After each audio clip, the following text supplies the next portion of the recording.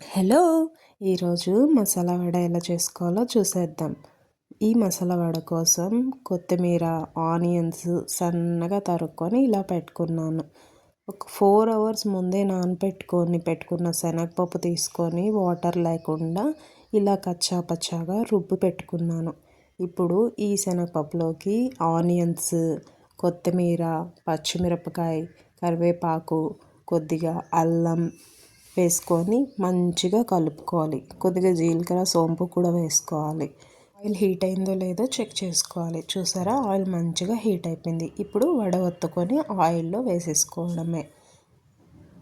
చాలామందికి వడ ఒత్తుకునేది రాక tea strainer అని, కవర్స్ అని అలా చాలా ఇబ్బంది పడుతుంటారు.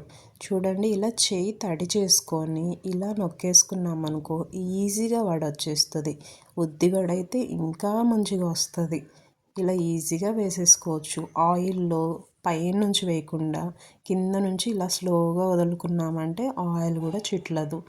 ఇప్పుడు ఇలా రౌండ్ కలుపుకుంటుంటే ప్రతి వడ ఈవెన్గా ఫ్రై అయిపోయి మంచి గోల్డెన్ బ్రౌన్ కలర్ వస్తుంది. చూసారా ఎలా ఫ్రై అయిపోయిందో? బయట క్రంచీగా, లోపల సాఫ్ట్గా సూపర్గా ఉంటుంది. ఈ మసాలా వడ మీకు నచ్చిందా? అయితే ఇంకెందుకు late, please do like and subscribe. Thanks for watching. Bye.